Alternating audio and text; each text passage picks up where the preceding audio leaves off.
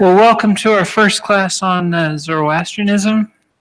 This is going to be a two-part class as far as I can tell. So it looks like I'll be doing this in two sections. The first one will be today. Today we'll talk about just a little bit of the history, a little bit of the background, and we'll talk about Zoroastrian beliefs, and we'll chat for a minute about dualism versus monotheism and henotheism and some of those issues. And then next class will be Zoroastrian practices, so rituals, temples, buildings, that sort of thing, and Zoroastrian influence on Christianity and Judaism and Islam. So next class is when we'll get to the influence. I hate to wait till the next class because that's the interesting bit, but to talk about influence, you kind of have to talk about what they believe, and then you can talk about how that influenced things. And so it kind of has to go in that order. But the influence is the part that really gets me. So this is the class that I'm the most excited about that I've taught in a long, long time. You know, I've taught the Mesopotamian stuff before. I've taught the Egypt stuff before. And I find all that fascinating, but I mostly find it fascinating because I can see the influence it had on later religious traditions and that sort of thing. Zoroastrianism is a topic I've never taught. I don't know why that happened.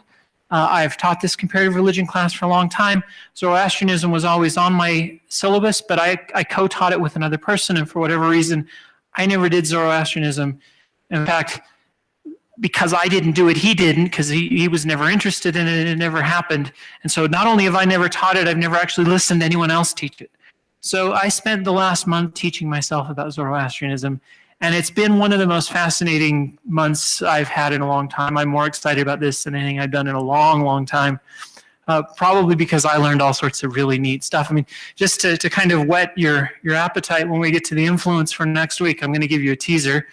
I've got a list here that fills a page and a half of things that I found that were similar between Zoroastrianism and Christianity or Judaism, you know, and it starts with the big ones. They've got prophets of the form that the Bible has, kind of for the first time you see them elsewhere. Monotheism or dual theism or something. God and Satan, angels and demons. In fact, you can argue that there are no Jewish or Christian references to Satan until presumably, to a devil sort of Satan, until presumably they have contact with the Zoroastrians. So heaven and hell, Satan, all of that could have come, eternal punishment in a fire, all that may have come from Zoroastrianism. That's a debatable question, and when we get to influence, we'll talk about the passages that are relevant that people use to debate this either way. Angels and demons, the arrival of messiahs, only they have three messiahs.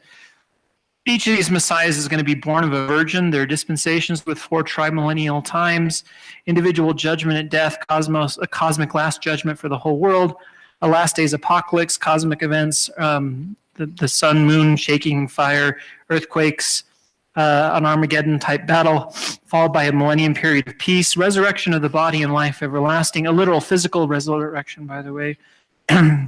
Heaven and hell, we talked about that. Purgatory and limbo for those who don't go to either heaven or hell. Punishment, rewards, and a descent for 3 days into hell, which is interesting, related to Christ's descent for 3 days possibly, although it has a different function in Zoroastrianism. The world is destroyed by fire, a new heaven and a new earth. The earth is created in 6 periods. Zoroaster begins his ministry when 30, just like Christ begins when he's 30. Zoroaster is born of a virgin, can't forget that.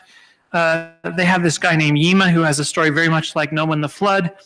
At death, the soul stays with the body for 3 days and then goes to heaven in the afterlife afterwards. That was a Jewish tradition. It's why he resurrects Lazarus after 4 days, to prove to people that he was well and truly dead. Why Christ, resurrects Lazarus after 4 days. Let's see. There's ritual ashes that are applied to the forehead, much like Ash Friday in preparation for Ash Wednesday in preparation for Lent. Apologize. Although for them it has a very different and almost opposite meaning. There's a white garment with tassels, the equivalent of a bar mitzvah. A ritual purification bath similar to baptism, ritual purity rites, dietary laws, clean and unclean animals you can and can't eat, and a yasna ritual that concludes with the congregation eating bread and drinking a libation offering, kind of like Christian communion. You remove your shoes before you go into the temple, and it goes on and on. So, clearly this is an interesting topic. At least I think it's interesting. In fact, let me get my cursor to trust me when I say go next. So let's quickly review what we've done already. We reviewed what I called ancient Mesopotamian religion. This was the Sumerians, the Akkadians, the Babylonians, the Sumerians. And Stephen Prothero, in his book God is Not One, suggested that one of the best ways to summarize a religious tradition is to ask the question, what do they think the problem is? Because every religion believes there's something wrong with the world. Something's not right. You can feel it. I mean, you suffer. So for Buddhism, it's suffering. For Islam, it's lack of submission to God. And for Christianity, it's sin. So what is the problem? What is the solution, and how is the solution implemented? And when you answer those three questions, you kind of summarize the religious tradition. There's no good way to do that. However you do it, you will leave something important out. But it's a really good way to just kind of get your finger in and get started with what a religious tradition believes. So for Mesopotamia, these questions are a little different. For them, the problem is just, life is short and then you die. and that's sad. And so the solution is to appease the gods if you can, and the way you do it is with temple sacrifices and piousness. And they solve the problem of pain, which we're going to talk about extensively in Zoroastrian teaching, by essentially saying, we don't pretend the gods are good.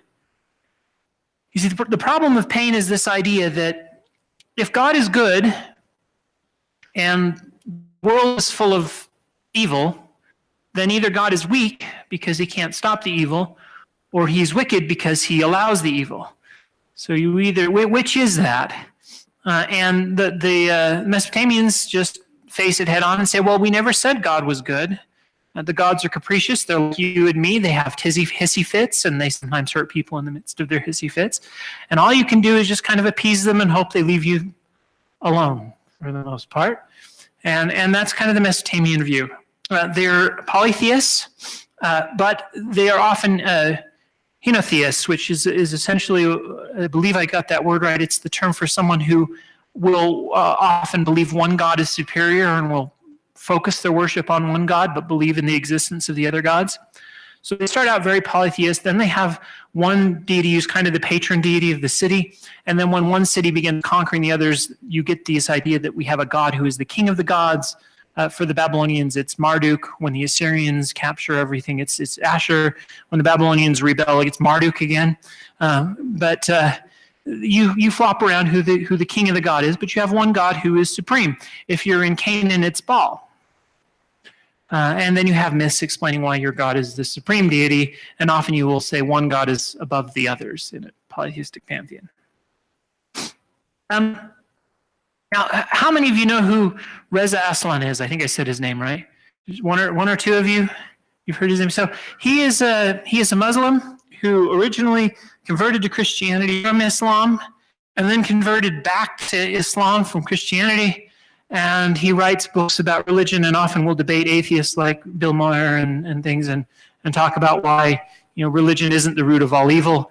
He often has very insightful things to say, because in my opinion, religion isn't the root of all evil. People do evil things in the name of religion. They do evil things in the name of all sorts of stuff, most often in the name of tribalism.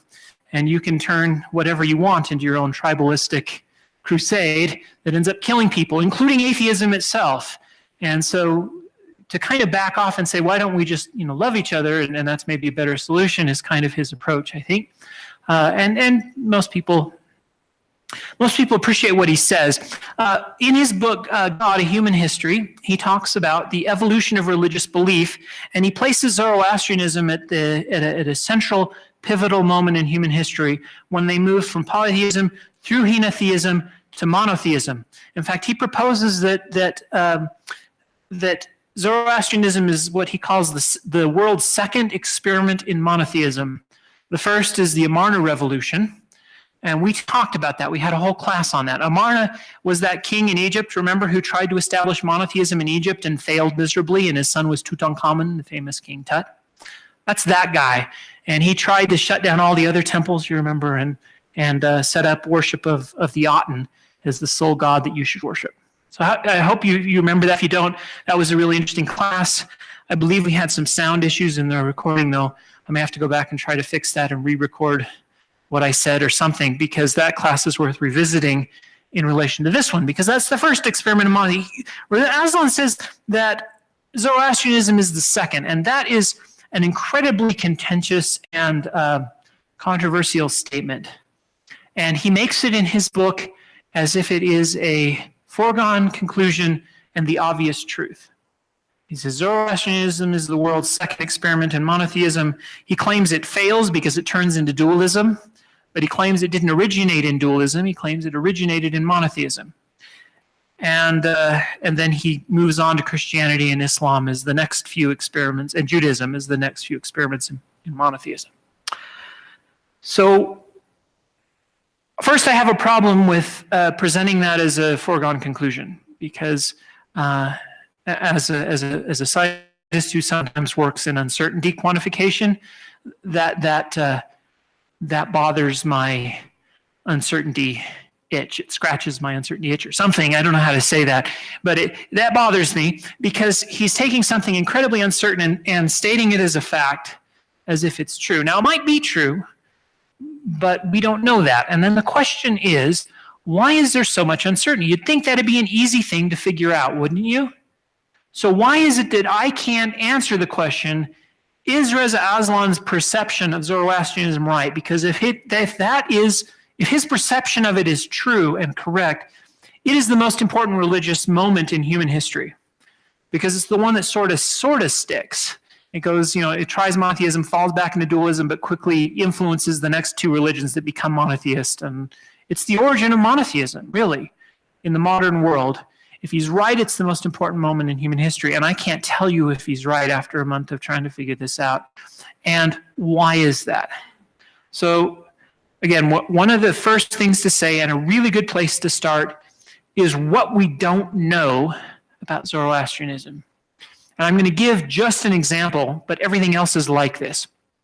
When was Zoroaster born? Zoroaster is the prophet of Zoroastrianism who revealed the god Ahura Mazda to the world, his good god that everyone should worship. When was he born? Well, according to Diogenes Laertius, who is a kind of a Christian Greek author from one of the classic authors, he has 6,480 BCE. And in an alternate version of the same text with a textual variant, he says 1,000 BCE. That's only 5,000 years off. This guy named Hermodas, I don't know who any of these people are. He claims it was 6,200 BC. Pliny the Elder, who I have heard of, he claims 6,300 BC. Islamic scholars are no better. We got this guy named al-Biruni. He's an Islamic scholar. He claims 618 to somewhere between 618 and 588 BC. And we've got, this other guy, 1,500, another one 590. Zoroastrian tradition says somewhere between 700 and 500. Even their tradition has a 200-year kind of window in there. And Reza Aslan states, without any qualification, 1,100 BCE, as if that's the only possible answer out there, and he just throws it out as the answer and goes on. When Zoroaster was born and had his ministry is incredibly important to that question, because you're asking questions like, did he live before Moses? Or did he live after Moses? I don't know. Zoroastrian tradition puts him after, by the way. Reza Aslan puts him before, but he don't know. There's no idea. I have no idea where he gets that date from. It doesn't match any of the others I found, frankly. So the first question is he before Moses? Before the tradition says that Moses was a prophet. And then you have to ask the question, is Moses even a real person or not? Or is he just a story or a myth? And if he was just a myth, did monotheism start later? Did monotheism start with Abraham? Did it start with Moses? Was Moses even a person? Was Abraham even a person? Were the early Jews even monotheistic? And if they weren't, when did they start being monotheistic? Was it around Hezekiah, or maybe it was Josiah's reforms, or maybe it was even after the Babylonian exile? And if it was after the Babylonian exile, it happened when they came into contact with Zoroastrians. That's even better if that's the answer. But I don't know if that's, so I can't even tell you when the Jews started being monotheistic. I can't tell you when Zoroaster lived. I can't tell you when he started doing his prophecies. And so I can't tell you when he came up with his thing. And the next bit is I can't tell you if he was a monotheist or not, because traditional Zoroastrian texts claim he was a dualist, but those texts have been redacted by a group of people who wanted to hide a heresy that is present in some of those texts that you can still see hints of, where he was a monotheist. And so there is a tradition of Zoroaster as a monotheist, Reza Aslan is correct about this, that has been hidden by later traditions who claim he was a dualist. That doesn't tell me whether the dualist tradition was first and then the heresy came and then they hid it, or whether the heresy was first and the dualism is actually the heresy. Are you beginning to see the problem? Okay, I hope I've confused you thoroughly, because I'm good and confused. What I want to get across is this is one of the most interesting, because of the number of parallels it has to Christianity and Islam, religions you will ever study. And one of them is the questions. And it's not just with it, but with Christianity and Judaism and Islam that we're trying to compare it to, but even more with it. And the big reason is because a lot of its texts were destroyed, and a lot of Zoroastrian tradition has been lost. So we actually don't know a lot of things we would like to know. We know what Zoroastrians today will tell you. We know what Zoroastrian holy books today look like. We don't know for sure when they were written. We don't know who wrote them. We don't know when they were redacted. We don't know how old they are. We don't know if they have old traditions that have been modified, or if they're just new stuff that someone wrote down. And I mean, we have some of those problems with Christianity. You've seen, I hope, some of the people arguing about whether Paul actually wrote half of the books attributed to him. This is the same sort of problem we have.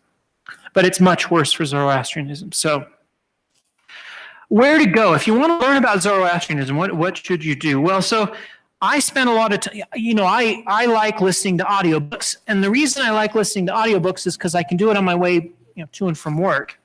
And so I tried to find an audiobook on Zoroastrianism. Couldn't do it. I had 2 or 3 great lectures courses on world mythologies. I tried to find the chapter in those courses that were on Zoroastrianism. It wasn't there. I tried to find a translation of the Zoroastrian scriptures in English. I found 2 or 3. They're really old and everyone says they're bad, but no one can tell me what the good one is that I should look at.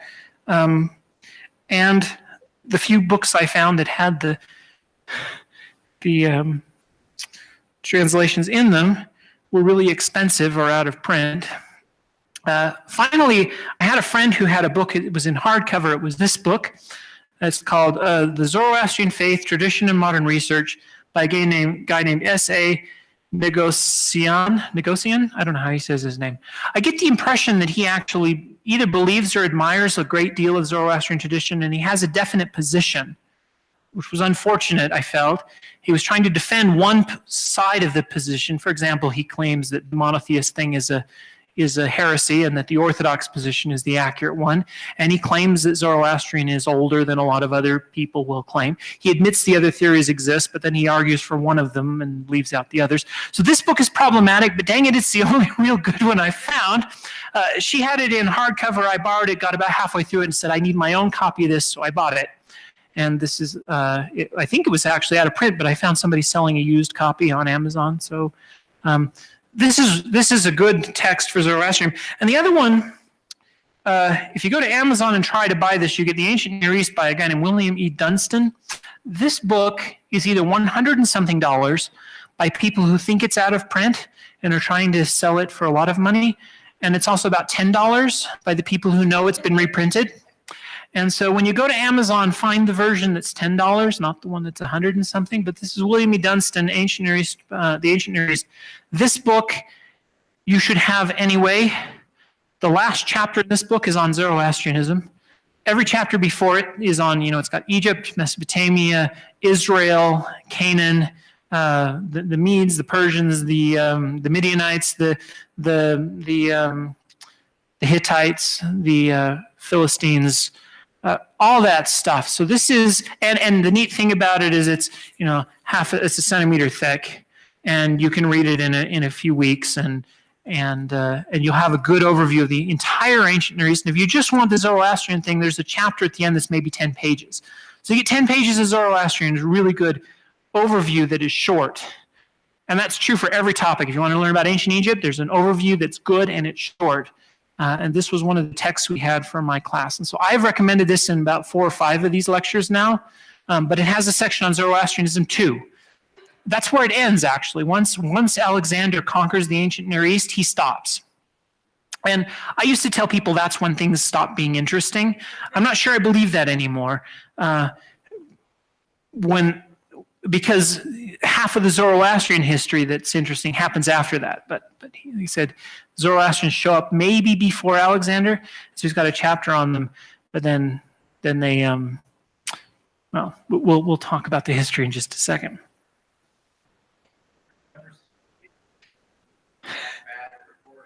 Yes. So what he said was history never stops being interesting, that people just got better or worse at recording things. I'm going to admit my bias. I wanted to know the origins of religious tradition. And I had this feeling that most of this stuff came from the Egyptians and the Mesopotamians, and then from them into Israel and into Canaan and into the Syrian and these other religious traditions, and then it came from there and kind of spread its way out. It interacted with the Indian Hindu traditions, and it interacted with the European traditions, but they didn't have writing, and so we don't know how that interaction went. And so what I cared about was Egypt, Mesopotamia, and the ancient Near East and Israel. And again, once Alexander shows up, it's all Greece, and that's classics, and I wasn't interested in the classics. I was interested in the ancient Near East, not the Greco-Roman classics. And so, my assumption was once Alexander conquers the world, it stopped being interesting. I'm mostly eating my own lunch because it looks to me like a good chunk of Christian, Jewish foundational traditions actually originate from a later time period through the Zoroastrians and the Babylonian exile when they became in contact with the Zoroastrians. We'll talk about. So, and then I didn't know enough about that to know how interesting it was. All right. Let's do the historical background. The stuff in white is the stuff we did in our ancient Mesopotamia class. The stuff in red is in orange is the stuff we're going to talk about today. And I'm not going to do all of history because most of this history question has to do with the influence question that I said we're going to do next month. But you need at least, so I'm going to do an overview now. We'll dive a little deeper into the history next month. So we have a list of nations. So if you're familiar, and I usually try to help people into this subject using the Bible, not because the Bible is more important or something, but because that's what most people know. So if you're familiar with the Bible story, you remember in Jeremiah prophesies all this stuff and says you need to repent, the people don't repent, and that all of Jerusalem is destroyed, the temple is destroyed, and they're carried away captive into a place called Babylon. That happens in the Neo-Assyrian, the Neo-Babylonian, the last of the white things on my list there. The Babylonians are conquered, though, by the Persians, which begins the Achaemenid Empire, or otherwise known as the Persian Empire. Cyrus the Great is the big guy that everyone's name knows with them. But we also sometimes know Xerxes, mostly because he tried to invade Greece, and we have the whole Battle of Marathon where the guy ran the marathon, and all that Peloponnesian War stuff that's so exciting and interesting, and all of that war with Greece that we have lots of Greek records from, especially Herodotus tells us about that. And that's all the Achaemenid Empire. And eventually the Greeks kind of get revenge for all the invasions of Greece, and Alexander the Great conquers the ancient Near East. And he actually has himself crowned as pharaoh, and he goes to Babylon and has himself, enthroned as the king of Babylon. the king of the world. He worships Marduk, all sorts of interesting things. Interestingly enough, Cyrus, we ought to really go back to the Achaemenid. Cyrus is one of those people who, he's the one who sends the Jews home and says, rebuild your temple. He's best known for religious tolerance. And in the monuments of his successors, we find the first reference to Ahura Mazda and Zoroastrianism carved on the walls. This is why the Achaemenids matter. The Jews are in captivity in Babylon when the Achaemenids capture Babylon, free the Jews, and presumably they worship some guy named Ahura Mazda. And if they are monotheists, which again we had that earlier debate about, then the Jews just came in contact with monotheists at the time when most scholars believe they are writing the Bible. The Hebrew Bible is written at this time in captivity. Of course, it has stories from before, but it's written then, the majority of it anyway. So Alexander the Great conquers them, and then Alexander dies and divides his empire between three of his generals, which leads us to the Seleucid Empire. He's one of the generals who takes this part of the world. And there's another one who reigns in Egypt, and he reigns over Babylon. And they last for quite a while, a good 200 years, something like that. And then they fall. We get the Parthians, the Sassanids, and then the Islamic conquest. So I'll show you some maps. This is the Neo-Babylonians. This is the people who destroyed Jerusalem on their way to conquer Egypt. Persians conquer Egypt, let the Jews go home, and rule from an area near Babylon. And then Alexander does his thing. This is Alexander's marches and conquests. Leaving behind the Seleucid Empire and the Ptolemaic Empire. The Ptolemaics ruled Egypt. The Seleucids ruled in ancient Mesopotamia. And the Romans start to appear and become a thing. Soon they will overshadow Greece and begin to take over. And by the time of Christ, this is what the Roman Empire looks like. So if you toggle, you see they're just starting over there. And by 200 BC and by 1 AD, this is kind of what they look like. So Christ grows up in a time when the Romans controlled Jerusalem. But just to their right is this, the Parthian Empire. These are the successors of the Achaemenids to some extent, and there's an open question. Are they Zoroastrian? So the first question is, are the Achaemenids Zoroastrian? We have references to Zoroaster, but we also know that Cyrus worshipped Marduk at Babylon. We have references to that. So he also sent the Jews home and told them to rebuild the Temple of Jerusalem. So again, he's known for religious freedom.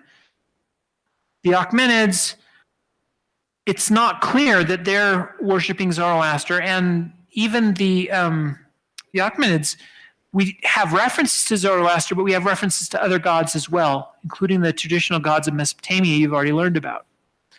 So what are they, religiously speaking? We don't know. One view is that they're full-blown Zoroastrians, and they worship the other deities as angels of Ahura Mazda. This is one of the things that Zoroastrianism does. It says there's one good God and there's one bad God, and there's lots of demons under him and lots of angels under God. And whenever they confronted another religious tradition, they would just assimilate their God as an angel into Zoroastrianism. And they had no problem worshiping them. Unlike Christianity. Christianity said you don't worship anything but God, and if you worship one of the angels, that's bad. Worship only God. Zoroastrians wanted you to worship the angels. If you didn't worship the angels, that was bad. You're supposed to worship all the righteous beings, including God, who is the greatest. So that maybe opens the door for the Persians to be religiously free, to send the Jews home, to do the sort of things we see. It would explain the references to other deities. But the other thing that would explain the references to other deities is to claim Zoroastrian hasn't even formed as a coherent religion yet, and all we have is Ahura Mazda as one god among many, floating around at this time without clear Zoroastrian traditions and teachings. We don't know which of those theories is true. By this time, we still don't know, but it's getting better. We're starting to get records. We're starting to get kind of more concrete references to things that sound very Zoroastrian. I should also mention Herodotus describes the religion of the Persians, and it actually has some things in common with Zoroastrianism and things that are very different. You got to deal with that too. One of the ways to deal with it is to assume Herodotus didn't know what he was talking about. After all, he's a Greek writing about the evil Persians that they were fighting. But the other possibility is he did know what he was talking about, and Zoroastrianism is in the process of evolving. So anyway, the Sassanian Empire, however, is when we know we're dealing with Zoroastrianism for certain. Zoroastrianism becomes, in its form, very similar to what we see today. It becomes the state religion of the Sassanids. The Sassanian Empire. And we also have all sorts of Christians writing about how evil Zoroastrians are. We know that the Zoroastrians are busy persecuting Christians in the Sassanian Empire, and Rome, which has become a Christian nation by this point, or at least by part of this point, and this nation are at almost constant war with each other, and they drain their treasuries almost bone dry, fighting each other. So we have Zoroastrians and Christians fighting each other incessantly, and right up until about 651, when they get a letter from this guy who says you must submit to Islam or else, and they laugh at him. I think one of them kills the messenger, the other just laughs at him. This is the Byzantines and the Sassanians. Sassanians, I keep saying Sassanians. Sassanians.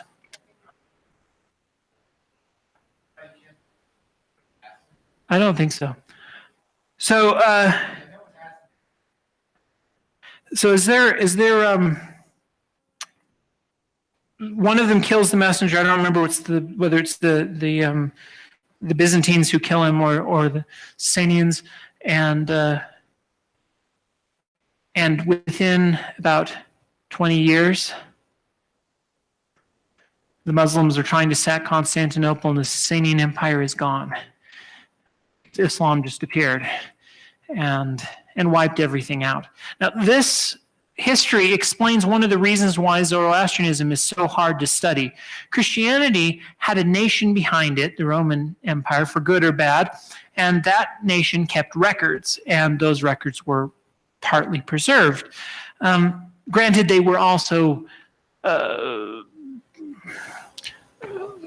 monkeyed with is a good way to say it. Granted, the Romans had a political worldview, and they changed things to match their political worldview, and so did the Sassanians. However, the Sassanians disappeared, and the Muslims did a really good job of burning everything. And so did Alexander the Great, by the way. So the Zoroastrians today will talk about two reasons their scriptures were lost. And they blame Alexander, and they blame the Islamic conquest. And they claim, I apologize for my allergies, I'm sniffing at you. They claim that those two events destroyed a great deal of their records. And so it was many years later, up into the 1000 AD range, when they compiled the fragments that different people had brought with them, different people had memorized and rewritten down, and they tried to put them back together into some form of semblance, and we get the Zoroastrian scriptures as we know them today. So they're very late. And so, again, we have the problem of they claim that the teachings they give go back to Zoroaster and go back to maybe 600 BC. If that's the case, we can make all sorts of very concrete arguments that these ideas are the origin of Judaism because they show up in Zoroastrian teachings before Judaism. The problem is every one of those texts we have was written down and compiled at a date after both Christianity and Judaism had fully formed their current forms, and you could then make the argument that it went the other way from Christianity into the Zoroastrian traditions, and then they projected it back in their rewrite of their scriptures, which leads to the controversy. I guess I just covered a lot of the controversy. I was going to save most of it, but I couldn't help myself, I guess. So we just covered it. So where does Zoroastrian come from? So we have this tradition. We're going to go through the details of what they believe, but where did it come from? What are the influences on it? It's clearly influenced by Mesopotamia. Cyrus is busy worshiping Marduk. We know that. And he mentions Ahura Mazda as one among many of the Mesopotamian gods. It's related to Mesopotamia. But the Persians are sitting between Mesopotamia and India. And again, we have the problem with the Vedas, the Indian scriptures. They were written down late too. But it looks like Zoroastrianism is borrowing heavily from the Vedas. It's too bad I didn't teach the class on Hinduism first. We probably should have done that. But hindsight is 20/20. I'm learning some of this material as I go. And the Vedic tradition seems to be the origin of a lot of Zoroastrian deities, angels, and concepts. So your Munji Mesopotamian deities with Indo-Iranian and Vedic traditions to come up with this new Persian religion. Just to show how they adapt, they don't just borrow, they also borrow and invert and demonize the other guy. So, for example, the Vedic tradition, the Ashura are the malevolent deities and the Deva are the benevolent deities. So in Zoroastrianism, we've got to flip that on its head. The Ashura are going to be the benevolent deities and the Deva are the malevolent deities, and I think, well, I'm not sure, that's where we get the word devil from. I'm not positive. So let's just tell you the story. Now, I know that I've told you how much we don't know about where it really originates. I'm going to tell you the story as it shows up in the Zoroastrian tradition, assuming, that I'm not going to try to tell you, what's true and false about it. I'm just going to tell you the story the way they do. This is the way the modern Zoroastrians would tell the story. So first of all, he's got a mother, and I have no idea. I apologize. I'm going to slaughter these Persian names. I'm just going to do my best. But her name is something along the lines of Dugdova. Maybe just Dugdova. And when she's 15 years old, she has a virgin birth, and her child is Zoroaster. Now, I think Mary was 14 is the general consensus. She's 15. And she has a virgin birth, and their child is Zoroaster. This should sound familiar. According to tradition, there's all sorts of legends about the miracles he performed as a child. There's also a huge Christian literature, by the way, of the miracles of Jesus as a child, the childhood stories of Jesus. He does things like bring birds back to life and heal things, and they're fascinating stories of Jesus as a child. You should go find them and read them. Because some of them are really fun. But in this one, he is born laughing instead of crying. Most infants are born crying. Zoroaster is born laughing. And at one point, I think it was a stampede of some sort that threatened to kill him. Apparently, the evil demon wants to kill him because he knows what he's going to do for the world. According to this story, a wild bull stood over him and protected him from the animals during the stampede. A she-wolf accepted him as her cub. I believe, by the way, that this is what we're seeing in a couple of these pictures here. For example, here, this is the she-wolf and the cub. This is probably the bull standing over him, protecting him. It's hard to tell. He was, according to tradition, he was trained as a priest. He had the first vision experience while acquiring water for a spring festival ritual. So what happened is he went out to this water, watering, I think it was a stream, to get water to bring for this ritual. And he was stopped by Ahura Mazda, who spoke to him, and he wrote down what he said in what became the scriptures of the Zoroastrians. He started his ministry at age 30. That also should sound familiar from Christianity. And he preached for 10 years and converted one person, his cousin. Now, that doesn't sound a lot like Christianity, but he preached for 10 years and he converted one person, apparently his cousin, as his only convert. But then at one point, he healed the king. Well, so I guess the king had I think how this worked. The king had a favorite horse, and Zoroaster supposedly healed the horse. And it's the king of Bactria is the tradition. And that converted the king and his whole household. And at that point, Zoroastrianism began to spread. Presumably, he married 3 times, meaning he was a polygamist. That tradition has been rejected by some modern Zoroastrians, but it's in their text. So he was a polygamist of some sort, with 3 wives. He had 3 sons, one by two by one wife, one by the other wife, and none by the third wife. And these 3 sons apparently represent the 3 classes of society: the priests, the warriors, and the farmers. He was killed at age 77 while worshiping in a fire temple.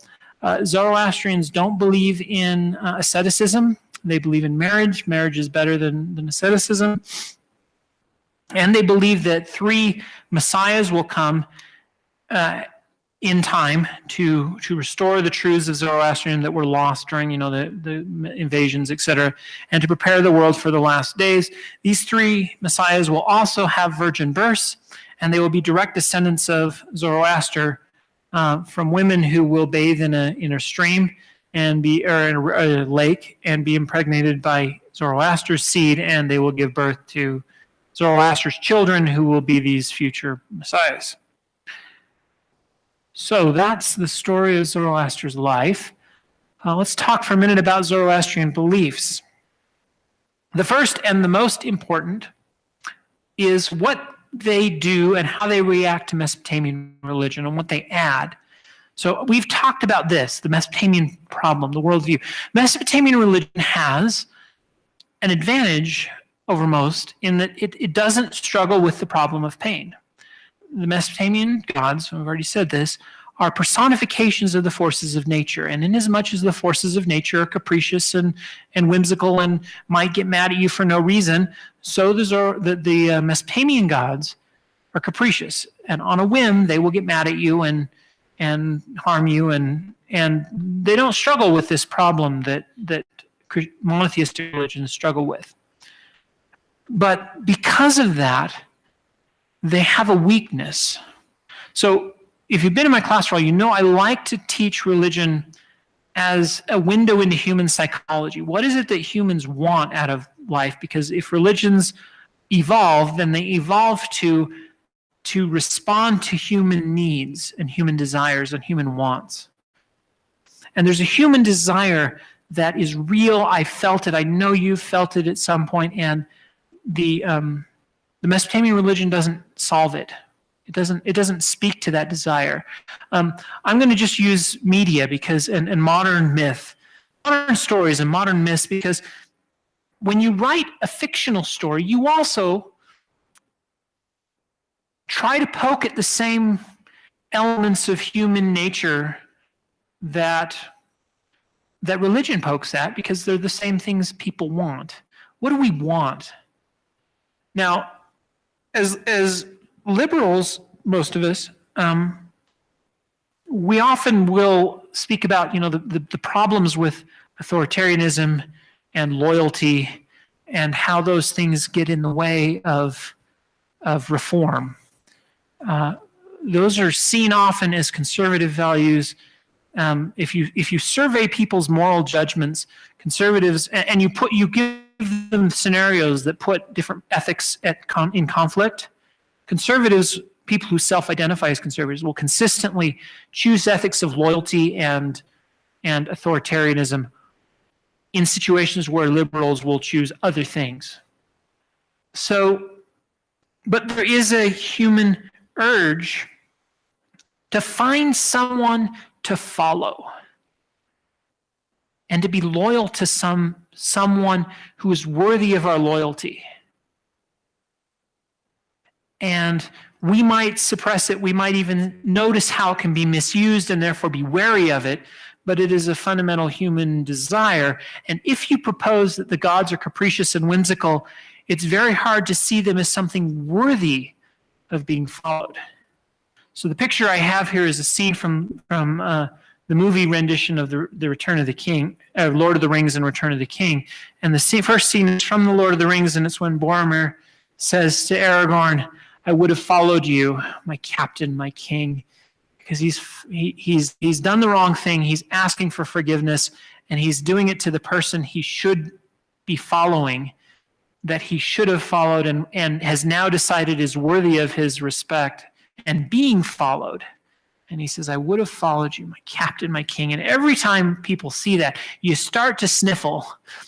And what is it about it? It's not just that this person is dying. It's that you found somebody you can look up to, even if it's a fictional character, that you just wish you could follow.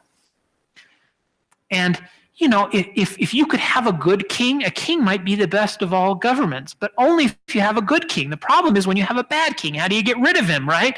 And so I'm not saying I believe in kingship as a good system of government, but I'm saying if we had a good king worthy of being followed, how many of you you could feel the desire to follow somebody righteous and good? And so what the genius of the monotheist religions is, and the dualist and the Zoroastrian tradition and all those religions that move in that direction away from the Mesopotamian tradition, is that they introduce the idea that there is something out there that is good and worth following. So I've told people in the past that God exists with 100% certainty because before people jump on me, because I am an irrational human being with an irrational human mind that likes to personify things, like the forces of nature. And if I personify the force of lightning, then God exists at least in my mind. Whether he exists outside of my mind is a different question than whether he exists in my mind. But as soon as I personify the forces of nature, God exists, at least in my head. What the Zoroastrian, Christian, and Islamic and Judaic traditions ask you to do is to personify what you think of as perfect goodness. And worship that. And if that idea you have in your mind of perfect goodness doesn't exist outside of your mind, it doesn't matter so much. It might not. If I get to heaven and find that God exists outside of my head, I'll be happy and it won't bother me and I'll be excited about life. But either way, he exists in here, and I don't just enjoy utility for me to worship that being that is my own perception of what is good through imitation, because I believe that imitation is the actual root of real worship. Real worship is imitation. I worship what I imitate. I personify because I'm human and I can't help it. So I take all that's good, I personify it, and I imitate it, and it makes me a better person. I'm not claiming you can't be an atheist and be a good person. I'm saying that process makes me a better person. I have no opinion about whether that being exists outside of my head, but I can't help but do that personification. It happens whether I want it to or not. Okay. By saying, let's take everything that's good and personify it, you've created an emotional reaction that scratches the itch that makes us all want to run off after Aragorn and fight Sauron. Okay? Especially if you can give an enemy to fight. So if you can give you a good king to rally around and an enemy to fight, every single human being on the planet responds emotionally to that. And the reason we respond emotionally to that is because we evolved to be a social being who survives best in groups with leaders that we rally around and outcompete the groups around us because we have rallied around our leader. 99% of human problems come from that impulse. That's why we have wars and why we fight each other. It's also why we can work together to make companies, limited liability corporations, and build space shuttles and go to the moon. You can't do that without it either. So you can scratch that itch. Now the difficulty comes when you then present to the world what you think the view of the perfect being is, because that's this thing you're personifying that you're telling people to worship, and they look at it and go, dang it, not only is that not a good being, that's an evil prick. And that happens, and it's one of the main criticisms of these Islamic texts, the Christian text, the Jewish text, and the Zoroastrian text, because they present what they think of as righteous. And because times have changed, our view of what makes a good person no longer matches. So I want you to set that aside for a minute, because that is your reaction to their imperfect presentation of a being that they thought was great that you think is not. Fine. But try to imagine what it would be like if someone presented you with something that was worth following, because they thought this was worth following. We see it as evil today because we now know more than they did about things like slavery and et cetera, and women's rights and gay rights. But the idea still moves people.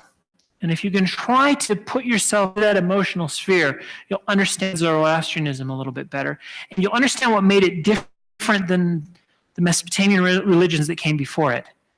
For the first time, they're presenting not just a powerful deity that you have to watch out for, but a deity that people could love and care about. To be worthy of following something, it has to both be powerful enough, because humans don't want to follow the leader who's going to lose, because that threatens our own survival. We want to follow the leader who's going to win. So it has to be powerful, but it also has to be loving, because otherwise a powerful evil thing is frightening and a powerful good thing, loving thing is moving. So that's what we need. We need something loving, caring, something that makes the world better, that is also powerful. Now, here is the problem. How do you do that?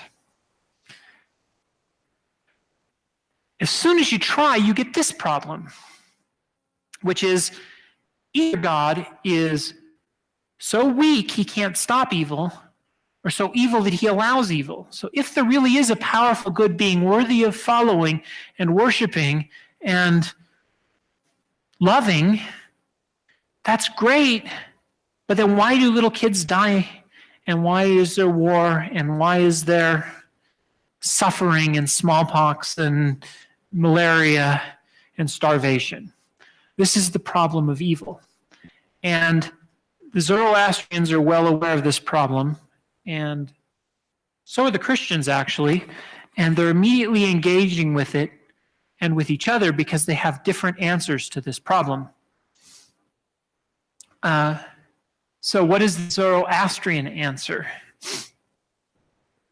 The Zoroastrian answer is the reason there's evil isn't because of God, Ahura Mazda. So what they're going to do is they're going to present God, Ahura Mazda, on the one hand, and a Satan, Ahriman, on the other. And this is where we say the idea of an evil Satan may come from Zoroastrianism. And the reason Christianity may believe in an evil Satan and Judaism may believe in an evil Satan is because of their contact with Zoroastrianism. So what Zoroaster the prophet does is he proposes that God is the origin of all things good, so you can love him because he's not responsible for anything that's evil. Ahriman is responsible for all the bad stuff, all of it. So Ahriman is responsible for none of it. And the reason there's evil is because there's an evil force that is at war with the good force and always has been at war with the good force. And they've been at war forever, and we're caught in the middle of this cosmic battle between good and evil. And that's why there's suffering, even though there's a good, worthy God to love. And that has the advantage that it not only gives you a good guy to follow, it gives you a bad guy to fight against at the same time. Now that checks the boxes of like human psychology down the list.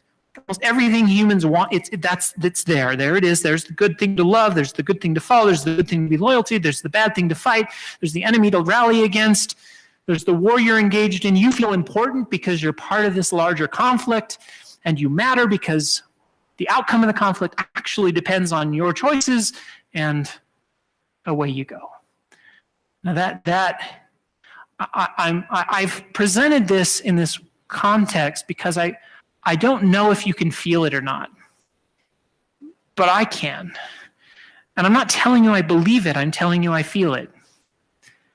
And it really is a different headspace to try to get into the mind of a believer and say, what is it about this that really motivates them? And when you feel it, you really do interact with the material differently. And so I've tried to work you into the position maybe where you can feel it, and maybe where you can even feel it in the midst of, maybe a disbelief in some other elements, including the elements of Christianity. All right, how is that different from Christianity, by the way, and Judaism? Both of those religions claim that God is sufficiently sovereign that he's the creator of all things. Well, you have a problem as soon as you do that, because now the problem of evil comes back at you with a vengeance, which was what the authors who defended Zoroastrianism from Christianity's philosophical attacks said, that Christianity and Judaism cannot answer the problem of evil like we can, because their God is evil because he's responsible for everything. And the Christian's response is, no, he's not. God gave us free will, and we fell. So we are responsible for sin and suffering, etc. And this is where the Calvinists, if you followed Christian history down to Unitarian Universalism, the Calvinists had this big deal about how, well, no, if God is sovereign, he predestines all who choose right and evil. There is no free will because free will steals God's sovereignty. So there's a concept of God's sovereignty that is at war with the concept of God's goodness. Because frankly, the God of the Calvinism is an evil prick. Okay, and I don't feel bad making that assertion, because he creates 90% of the world's people knowing they're evil, knowing they're going to die and burn forever in hell, and then he enjoys burning them forever in hell. He created them for the very purpose, knowing that's what's going to happen to them. At least the free will Methodists claim that men had agency and choose. God creates them and they can go either way. That has the problem of, again, threatening God's sovereignty, though. Because how can God be all-knowing and create something and not know what it's going to choose? He has to know what it's going to choose. Otherwise, he's not all-knowing. He's not all-wise. So that has a problem.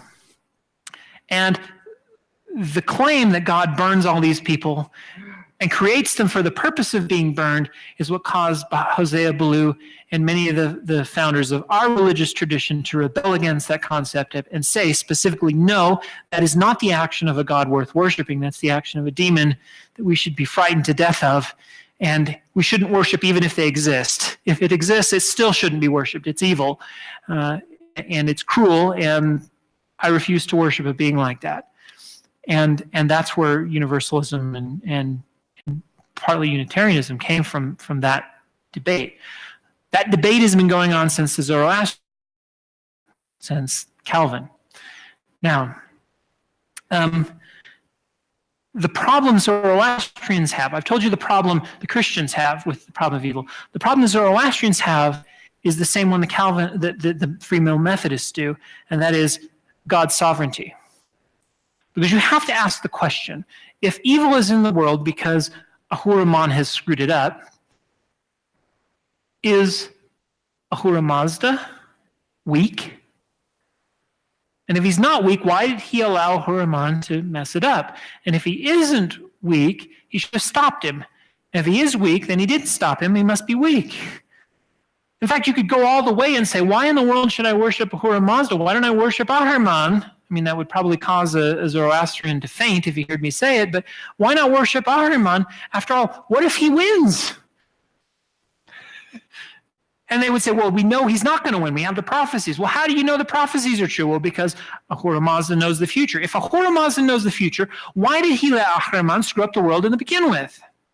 So this is the counter the Christians threw back at the Zoroastrians. Counter the Zoroastrians threw at the Christians was the one I gave earlier about God being the author of evil. You have a problem now. So you realize that you can either solve the problem by saying God is capricious, but then you don't love the God enough to worship him. If you create a God worthy of worship because you love him, he's either powerful enough and worthy of your love, then you have the problem of evil. If you solve it with dualism, you have a problem with God's sovereignty. If you solve it with Christianity, and there's two ways to do that. If you solve it with Calvinism, you have a problem that God is a monster. If you solve it with free will, you again have a problem with God's sovereignty. So those are the philosophical debates that are raging around this theology. So I could easily have just told you that they believe in Ahura Mazda and Ahriman. That's easy. But to tell you why that concept fit with the religions that came before it and how it was debated with the religions that came after is what I think is interesting about it. So that's dualism, and that's its difficulties. Now, what else do they have? Well, in this tradition, Ahura Mazda isn't this apart being who is all kind of by himself. They do say that everything emanates from him, but he creates other things. Just like he created you and me, he creates other things. One of them is the Holy Spirit, Spenta Mayanu. And then we, of course, have the evil spirit, Angra Mayanu. This is part of dualism. Whenever you have a dualistic religious tradition, you're going to end up with copies of everything. So whatever Ahura Mazda does, Ahriman does the opposite. And so we have evil spirits and goods, the evil spirit and the good spirit. This is best understood, really, as far as I can tell, as the Holy Ghost in Christian, Holy Spirit in Christian theology. It's not quite the same because they don't believe in a Trinity. They wouldn't say this person is God, or is, they would say it emanates from God, but then so do you and you and you. And so it's not another part of a Trinity. It is one of the many emanations from God. But this is the emanation from God that is his spirit that fills the world, that touches our hearts, that etc. So again, you can almost see where the Christians are borrowing that idea from, if the influence goes in that direction. And then we have the creation. I love this one. They have the creation happens in 7 days. That's exactly the Jewish one, only the Jewish one happens in 6 days with the seventh day of rest, but there's still 7 periods. So they have the sky, water, earth, vegetation, animals, mankind, and fire in that order. This is the Jewish order, just for fun. Light and dark, water and sky, earth and vegetation, sun, moon, fish, birds, animals, mankind, and rest. I don't know about you, but those have a lot of order similarities, don't they? In fact, the differences in the day or now, I've compared the creation story to the Babylonian myth before, right? So if you've been to my class on Mesopotamia, you've seen the Babylonian cosmology, and I've talked about how Genesis 1 is a retelling of the Babylonian cosmology. True story. It also happens to have the day order borrowed from Zoroastrianism. Again, assuming the order goes in that direction and not the other way. We can't say. So this day order is definitely connected. The difference here, though, is that the Hebrew day order is a poem. I don't know if anyone's ever shown this to you, but the first 3 days create environments. Every one of them is an environment. The next 3 days create active agents that move within said environment. So in dark, so in day 4, we create the sun and moon to rule over the day and the night.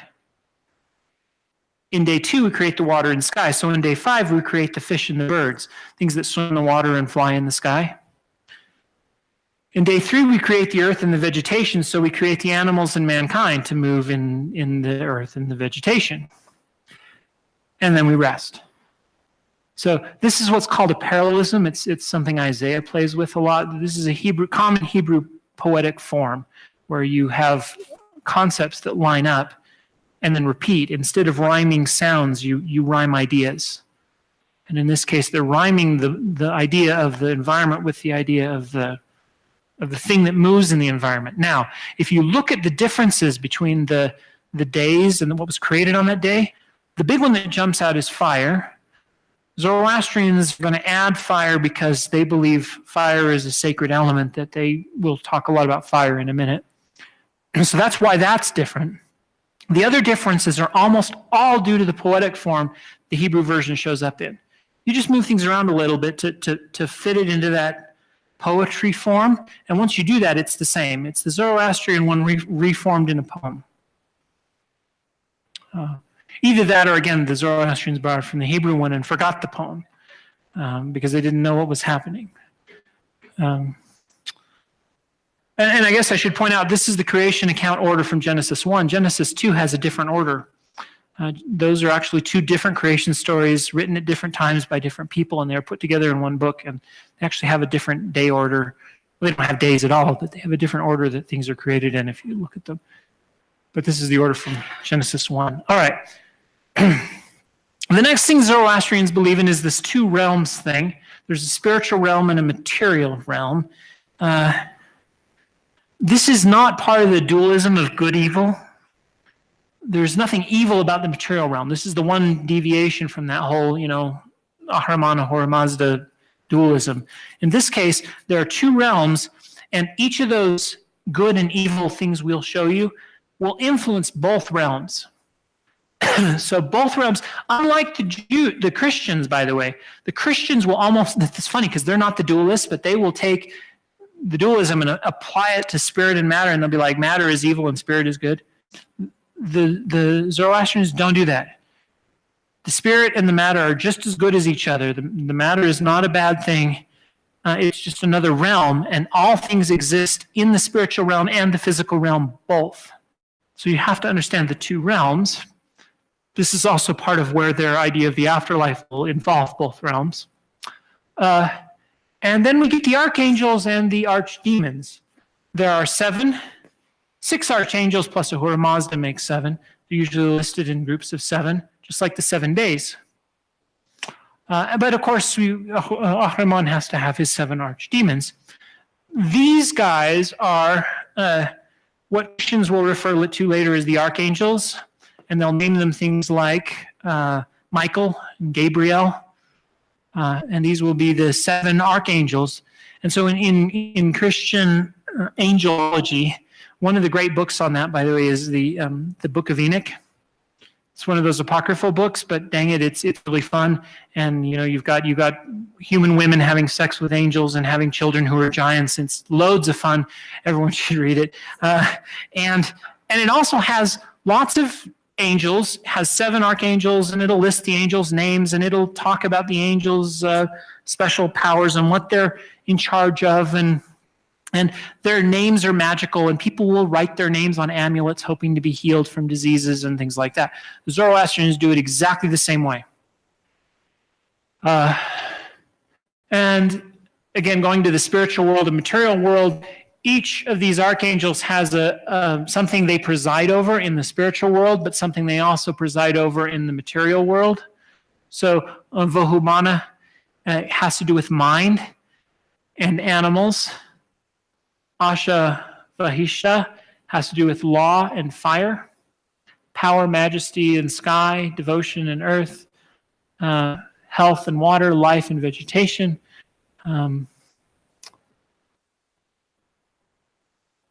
And again, this is something that I don't know if I can help you feel this. I hope I can, but I don't know if I can help you feel this. This is why Catholics have saints. Frankly, forget the theological debate about, do the Catholics worship the saints? The Protestants will tell you they do. The Catholics will insist they don't.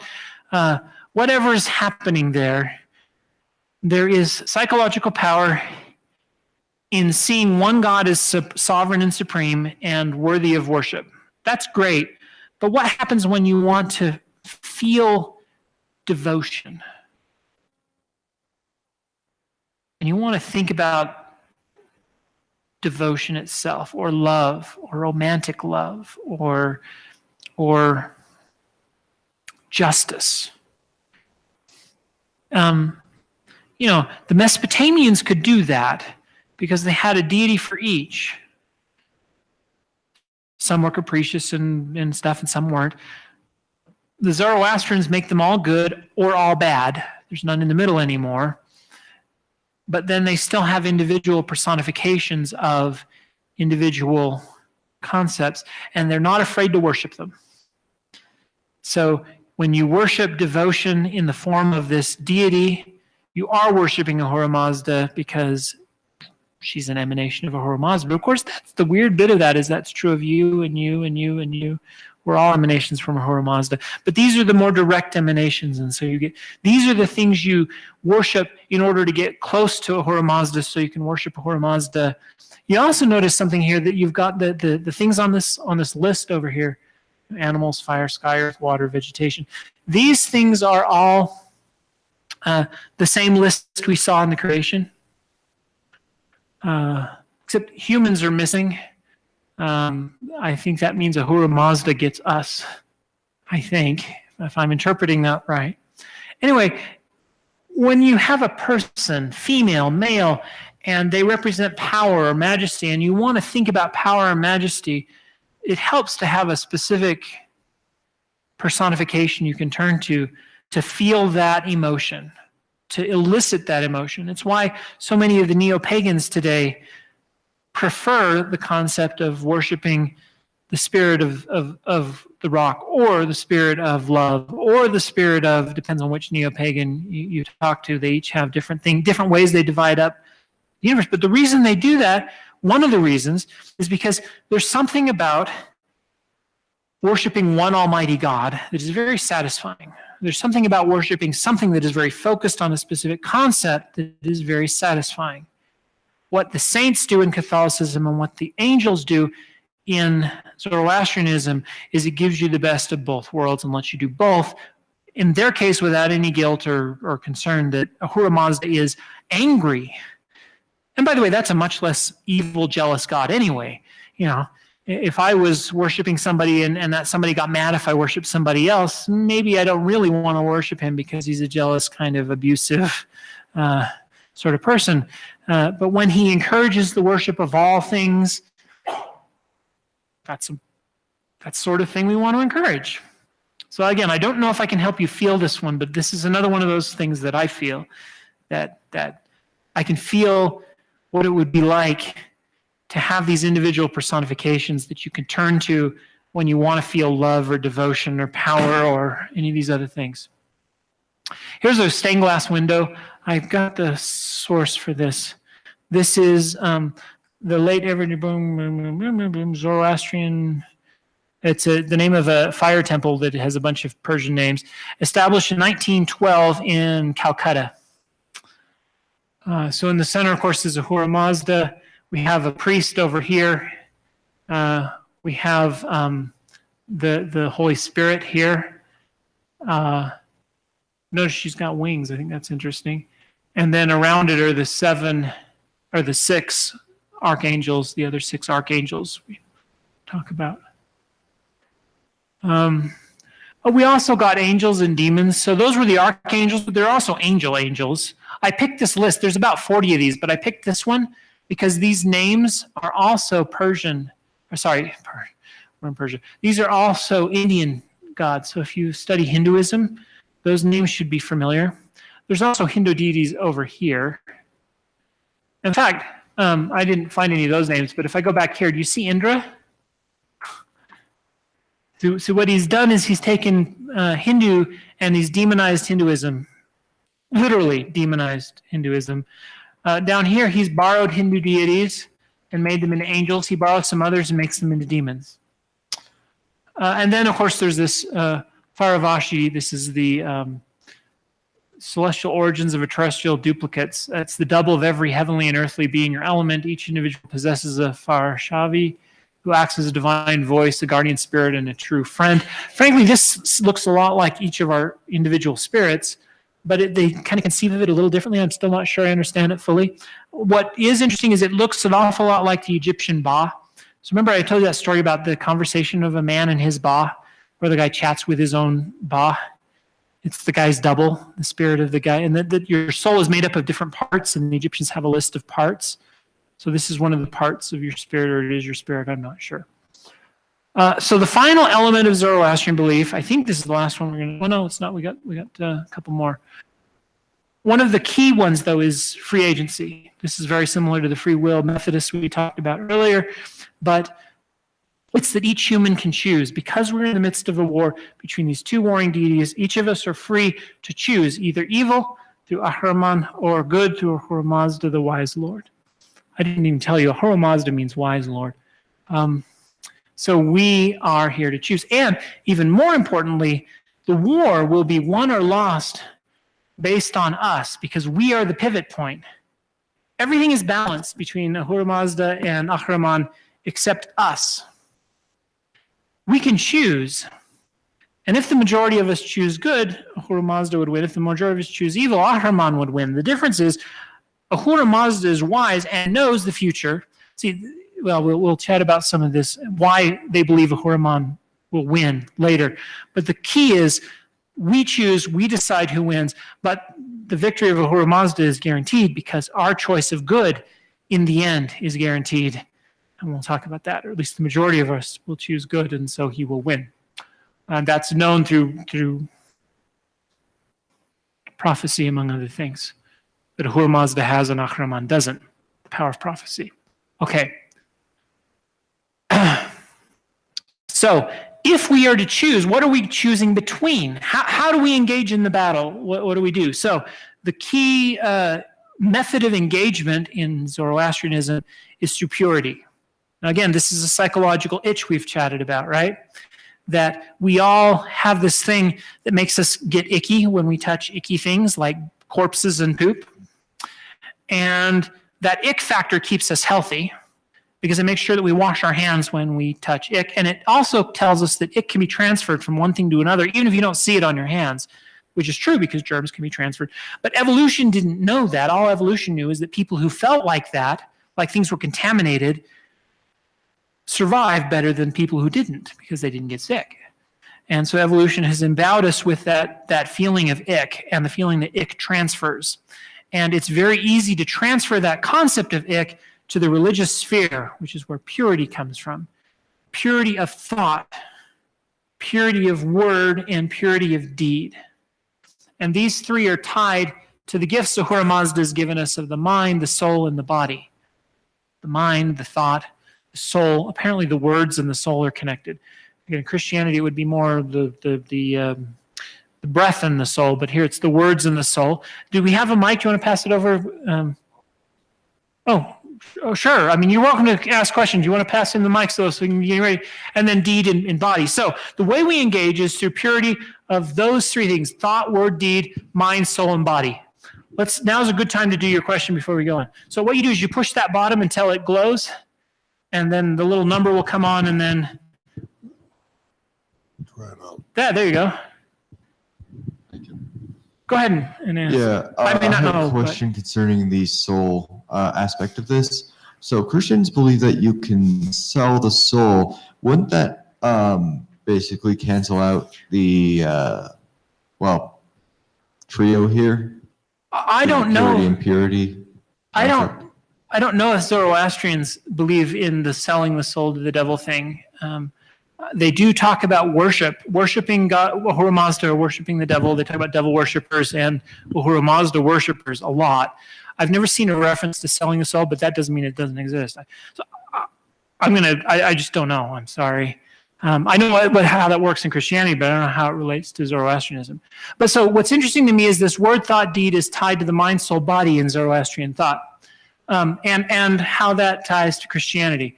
So hold on till I read this, and then we can go to your question now that you have the mic. So this is the Christian confession in the Anglican Book of Confession. I believe the Catholics have almost identical wording, and this is how they confess their sins in preparation for communion. This is one of the most sacred rites in all of Christendom. Almighty God, Father of our Lord Jesus Christ, maker of all things, judge of all men, we acknowledge and bewail our manifold sins and wickedness, which we from time to time have most grievously committed, by thought, word, and deed against thy divine majesty. Do you see it? It's right here. Thought, word, and deed against thy divine majesty, provoking most justly thy wrath and indignation against us. The Armenian church is where most of these Zoroastrian things are most commonly found because the Armenians lived right next to the Zoroastrians and they preserved a lot of it. So this is a prayer you say whenever you enter the church. It says, "O Jesus, wisdom of the Father, grant me wisdom that I may always think, speak, and do that which is good in thy sight." Again, those are. Remember what we said about you know a religion when you know what the problem is, what the solution is, and how you do the solution.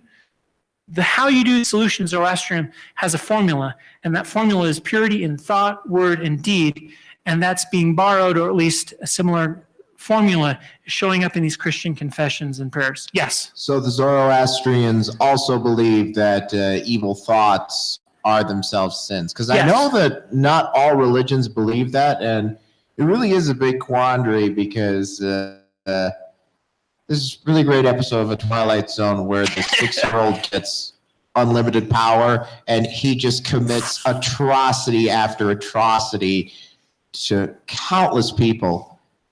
And it really made me think, how many truly evil things haven't been committed just because people didn't have the power to do them? So by that matter, wouldn't evil thoughts themselves just have to be considered a sin? So there are different approaches to thoughts. I mean, if we're doing comparative religion, we can do a whole comparative religious approach to thoughts. Christianity talks about thoughts being a sin. There are several Jewish commands that actually have to do with thoughts. Thou shalt not covet. They're not the majority of the commands, but there are a couple that involve thought. Christianity itself makes a big deal about it. You know, if you've lusted after her in your mind, you've committed adultery already in your heart. They make a big deal out of that. Zoroastrians make an even bigger deal out of it, because for Zoroastrianism, it's one of the 3 realms that we have to purify in order to fight this battle with Ahura Mazda and Ahriman, between Ahura Mazda and Ahriman. Buddhism has almost the opposite view, and it says your thoughts are just thoughts, let them go, and quit dwelling on them. And there are 2 different approaches to psychoanalysis that psychologists will use today. One of them is to try to help you find kind of the origins of your thoughts, and it's talk therapy. You talk through your thoughts and you try to understand your own thoughts. The other is mindfulness-based stress reduction, et cetera, and those approaches. And what they do is they say, your thoughts really don't come from anywhere, and quit judging yourself by your thoughts. The fact that you have a thought that's horrific doesn't make you a bad person. It's just a thought. Notice it, watch it, let it go away, and it will, and then go on doing good things. And those are almost diametrically opposed views of how to interpret thoughts. I have a vast preference for the Buddhist version of that. I have absolutely horrific thoughts all the time, but it's not that I actually want to do them. My brain is doing what brains do, which, among other things, is contingency things. If I were to do this, what would happen? Well, that would be absolutely horrific. I'm not going to do that. Okay, don't do it. Great. Does that mean I'm a bad person? No, that means I'm a good person, dang it. and so if you sit and obsess about your own thoughts, you end up in the weeds. So anyway, we could have this a whole tangent conversation about different ways different religious traditions have approached thoughts. Yeah. In this case, though, what's most important is that thought, word, deed is a Zoroastrian formula that in their case is central to how they think about the way you implement the solution to the problem. And that formula shows up in Christian liturgy for whatever reason in several places. That's interesting, at least from my perspective. So what happens when you die if you're a Zoroastrian, you believe in Zoroastrianism? The soul stays with the body for 3 days. We talked about how that's related to some Jewish ideas, and it even explains why Christ waited until the 4th day to go resurrect Lazarus. He's resurrected others right after they died. Remember, he raises the child from the dead? That's like mouth-to-mouth resuscitation. She'd been dead for 2 minutes, you know. Lazarus has been dead for 4 days, dang it. He's dead. And Christ, if you read the story, he intentionally waits. It's like he hangs out and waits for the 4 days. Then he goes and resurrects the guy. The Lazarus story has that delay between his death and his resurrection as an intent to show that Christ really does have power over death. And to understand this tradition of the soul stays with the body for 3 days helps you understand the motivation behind that element of the story. On the 4th day, it journeys to a bridge over hell into heaven. Hell is this pit. There's a bridge over it. There's even some indication that maybe hell is a river, and there's guarded by a dog that sounds very Greek, like the river Styx. And if you're good, you can pass the bridge. Otherwise, you fall off into the pit, and you're either blessed in heaven or you suffer in hell, or you wait in purgatory. They have a purgatory. Isn't that great? If you're neutral, you get a neutral place. There's a bad place and a good place, and there's a neutral place. And you've been watching the TV show The Good Place. That's an inside reference. And there you wait for the final battle or the resurrection, because you don't stay in either of those places forever. If you're familiar with the Restorationist Universalists, Zoroastrianism is this weird mix where I almost see it as the origin of all things bad with Christianity, like you burn forever and you suffer and there's a hell and there's a heaven and there's an evil devil and all that stuff that's really what I consider evil in Christianity. It comes from here. On the other hand, the Zoroastrians don't believe any of that stuff is eternal, unlike several Christian traditions do. They believe it's temporary, and eventually something happens. So you burn there for a little while, but it's temporary. And then at the end, there's a final battle, resurrection, where the hell, people are saved from hell. What happens? There are dispensations, 4 tri-millennium periods of time. In the first, all things are kind of static, but then Ahriman sees the light and decides he wants to. Ahriman lives in the dark, Ahura Mazda lives in the light, but Ahriman wanders into the light and goes, I want that too, and tries to take over. And that starts the war. So then they make a deal where Ahura Mazda will rule for 3,000 years. Ahriman will then rule for 3,000 years. And then a combat will begin for dominance to see who will rule forever. And we're in the combat phase of this history of the world, and it begins with the ministry of Zoroaster. And then 3 saviors will come following him, as I understand how this works, leading up to the last battle, when this Armageddon. Now, Armageddon is a Jewish Christian term. They don't call it that, but it's their Armageddon, where there will be signs in the sun and the moon. There'll be earthquakes, storms, wars, and battles. And by the way, just see Matthew 24, Revelation 20 in the Quran, 69, just to get an idea of the signs in the sun and the moon and the stars and fall from heavens and the earthquakes and the winds and the storms and the wars in diverse places, and you get the idea.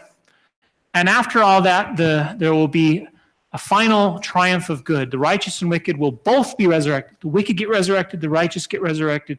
Then you're punished after the resurrection for 3 more days. Now that fascinating for me because it reminds me of Christ descended into hell. Christ descended into hell for 3 days and then came back according to the creed. But in this case, the righteous go up to heaven for 3 days. The wicked go back to hell for 3 days with their bodies in the resurrection. It's different, isn't it? But there's hints of the same idea. And then everybody is purified by walking through a molten metal, lake of molten metal. There's a passage in Isaiah that sounds an awful lot like that, by the way. And now it's almost like the righteous walk through this thing, and its heat and its burning is a glory to them that purifies their body until they become righteous. And the wicked suffer, but it also purifies them. And once everybody comes out the other side, we're all pure, we're all clean, we're all forgiven. The wicked have paid for their sins. They've suffered for their sins. I don't know why they have to suffer like that, but they have to. And once they've suffered for their sins, the justice of Ahura Mazda, because he's both just and merciful, is satisfied. His justice is satisfied. His mercy is satisfied. And they are forgiven.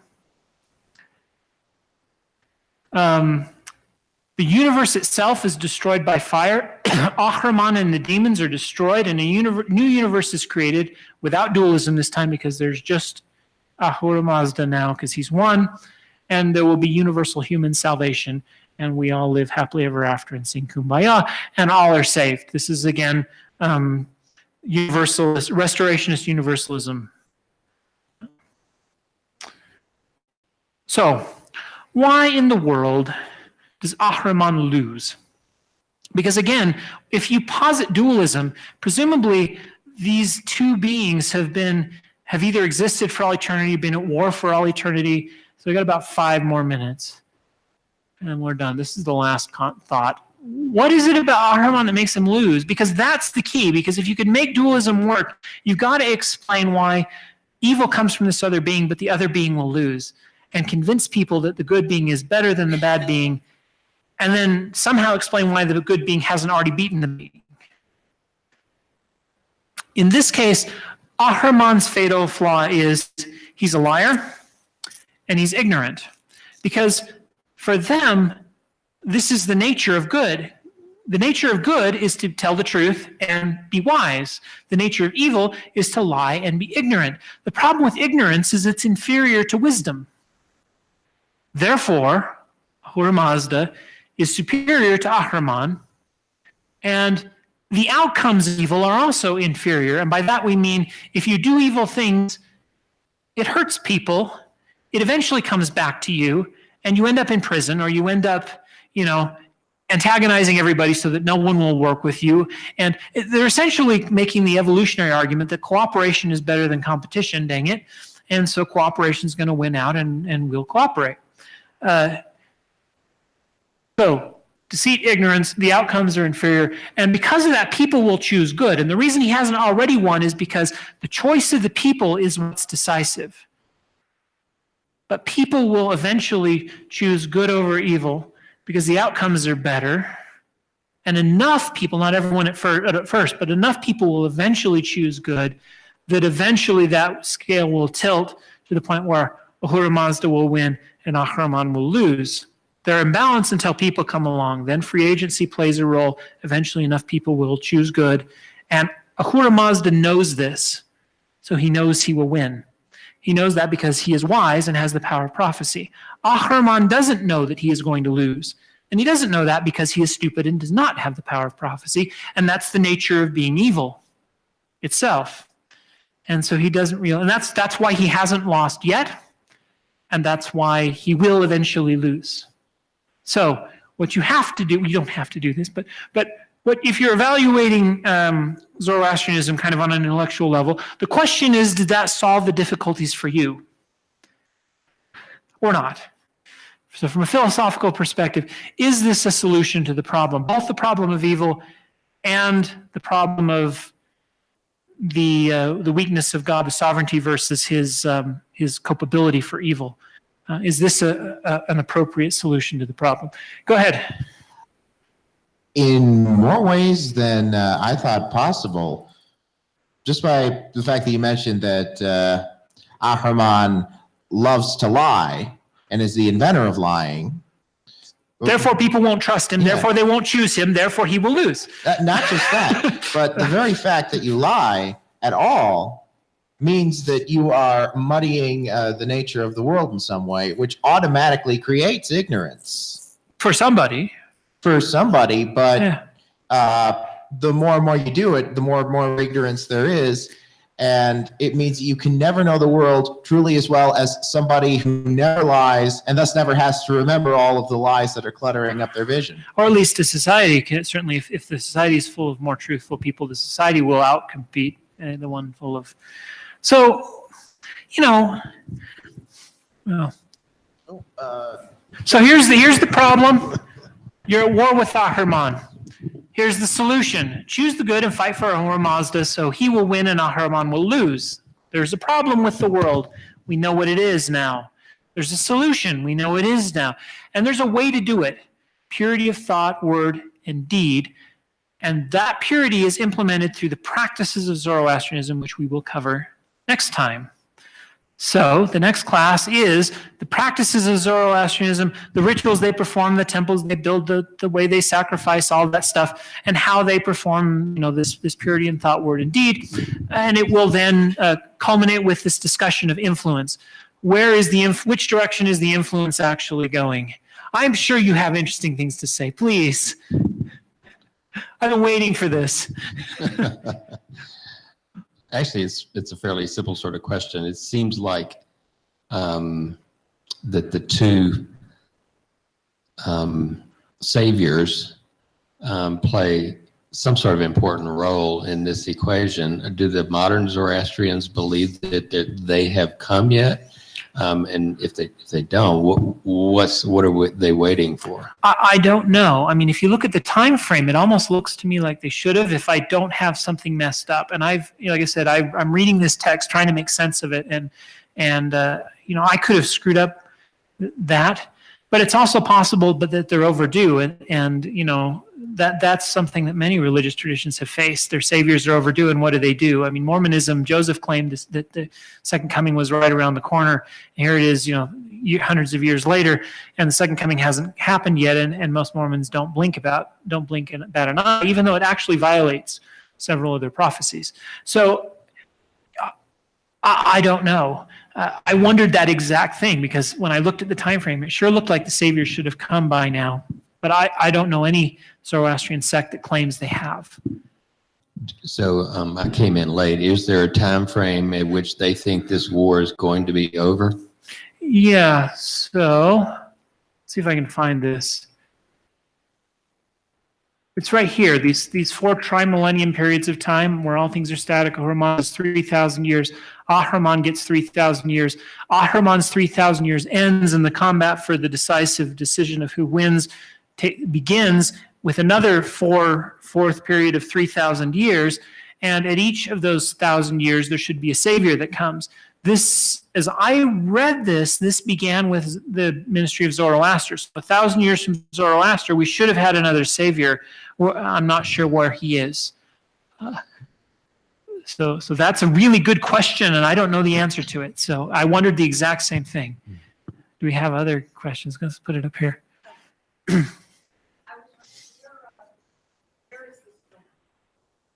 Let's bring that mic over and yeah. It's on. Yeah, just bring it over. No. Is it on? Yeah. Oh, yeah, very good. The problem with, I see these ideas about liars or lying and telling the truth is all good liars also tell the truth about something to make the lies more plausible.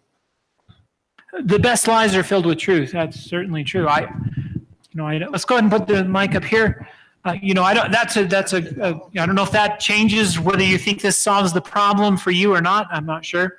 My feeling, by the way, and I'm not here to be normative. I'm here to be descriptive of other people's traditions.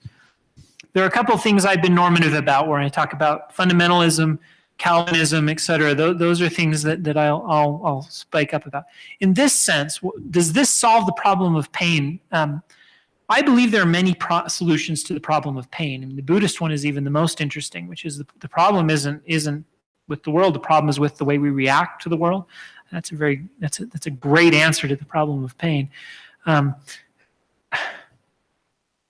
Does this one answer the problem? No, I still have problems with it. There are other reasons that what is the evidence that Ahura Mazda is real?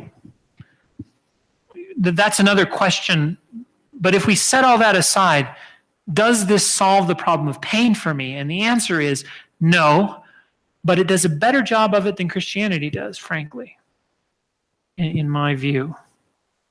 It's still problematic, but it's problematic for different reasons and is doing at least a better job of that particular bit, in my view. Anyway, go ahead.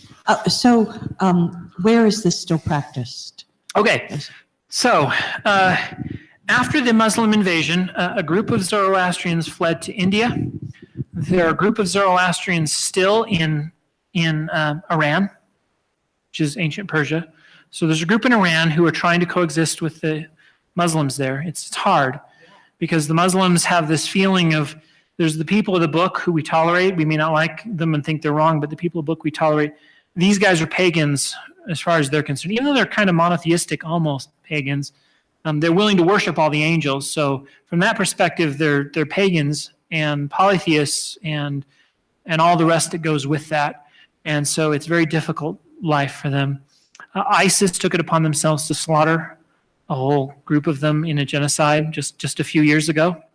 The Yazidis were Zoroastrian or related to the Zoroastrian sect, and ISIS decided to wipe them all out. If you remember when we were airdropping to this group of people, these are Zoroastrians. The other place is a group of them fled to India, and they're actually doing fairly well there. The Indians and the Hindus and them seem to get along at a reasonable rate. One one of the downsides of Zoroastrianism is the view that they have the true religion. There's a problem, I believe, whenever anyone kind of thinks they have the truth and therefore everyone else is wrong. It's even worse if the battle between good and evil has to do with teaching the truth over lies. And so if everyone else's religion is a lie and yours is the truth, there's an inherent lack of religious tolerance in that, which is bizarre because Cyrus was religiously tolerant. But the later Zoroastrian nations were not at all. And then after they lost to the Muslims, now they're the minority instead of the majority, and suddenly they want tolerance back. But they were not very tolerant to the minorities in their midst back in the day. But now they really want tolerance from the Hindus and the Muslims that they are living among. They seem to have found it at a reasonable rate in India, and there's a group that seems to get along reasonably well with their Hindu neighbors. Now, maybe there's problems with their neighbors that I don't know about. My understanding is that community has survived and done okay. In fact, that community was part of the group who, in exile, kind of wrote down some of their scriptures, and some of the scripture texts we have came from there. What were you gonna? I have a question. I think the thing I've seen about a lot of religions is the time frame for this stuff, because you're talking huge amounts of time and people's lives are very, very short. So unless you're lucky, you're going to miss out with things because, I say I live 100 years, well, that's 1/10 or 1/30th of the time you're talking about for each of these guys and their thing. And it's not just this religion, it's other ones too. I mean, like, how are we supposed to look at something like Christ's return or the Jewish Messiah? And we're talking thousands of years. And how do they answer that? I don't quite get that. Well, the majority of Christians thought the Christ's return was going to be tomorrow, and it just never was tomorrow. Right. It was always, but they sure thought it was. The early Christians thought it was. The Mormons thought it was. And they've all kind of been disappointed. And then they say, well, we just misinterpreted it. It's going to be later. But I mean, just in our lifetime, I've lost my grandparents, my parents. They never had anything. I mean, that's not unusual to have that many people dying. If this is supposed to be something for us, then it should be something we all can experience. And it seems like that's like a disconnect in my mind. So I don't know if you have any thought on that. Well, when Zoroastrian is busy teaching people that in 1,000 years, it'll be 1,000 years before the next Messiah comes after me. It's not like the people alive then expected to see that. He's talking about the end of the world 3,000 years from his life. They're not expecting to see that in their lifetimes, but they are expecting to be there. I mean, that's the whole, once you believe that you are an eternal spirit who's going to be resurrected and stand there with Ahura Mazda, you get 3,000 years to play in heaven, and then you get to come down and be here for this grand last battle.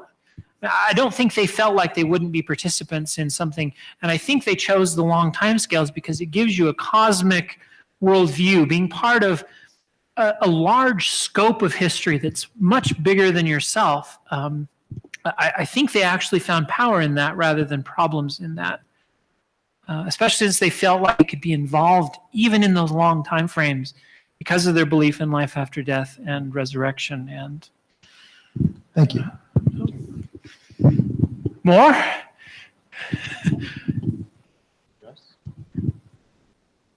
Okay, are we done? Or I'm willing to answer a few more questions if you've got them. If not, otherwise we can go home. One more. And we'll be back next month, remember. So The other thing about a long time frame on this is kind of exactly what you were referring to. If you say, well, it's all going to happen soon, and it doesn't, after a while, your religion starts to lose credibility. Well, it's a safe bet to prophesy further down the road because it's harder to prove that you're wrong. Exactly. There's no doubt that's true. But on the other hand, these prophets didn't seem to be afraid to prophesy about stuff that was going to happen tomorrow, and they didn't seem to lose followers when they were wrong. I mean, we've had study after study that shows that people are more committed to their religious faith after a prophecy they make fails, whether it's the Jehovah's Witnesses claiming they know when Christ's going to come back, the Mormons claiming they know that, that the temple will be built in this generation. I mean, these things fail over and over again, and people don't lose their faith. Now, maybe they should, but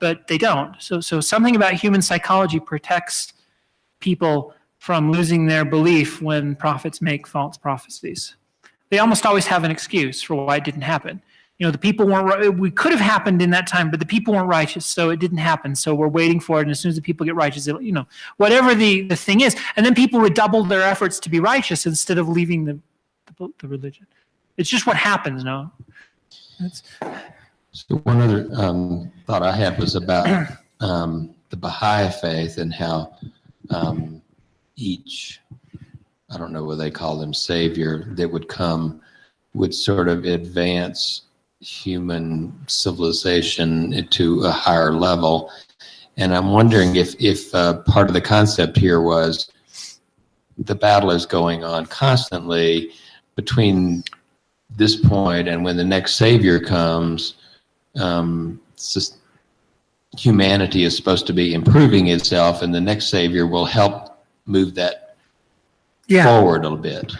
Now, I wish Susan Gessler was here because I don't know enough about Baha'i, but I want at some point for her to teach one of these classes on the Baha'i for us. I'll step down and let her do it because I would love to learn about the Baha'i, specifically because they're a religion that believes all these other prophets were true prophets.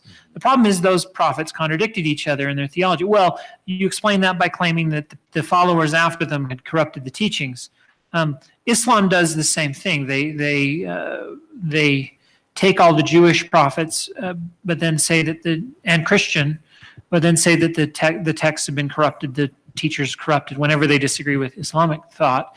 And they even take Zoroaster. So one of the things to point out that I should have is that Zoroaster is a prophet in Islam, a true prophet, they believe.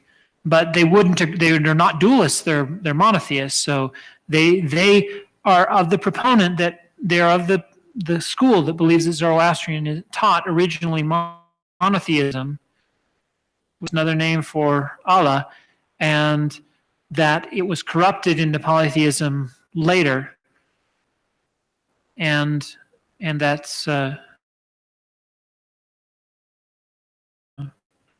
are on Zoroaster's teachings and how that worked. It allows them to accept him as a prophet while rejecting 90% of the things that we would claim he taught. Okay, let's see y'all next month.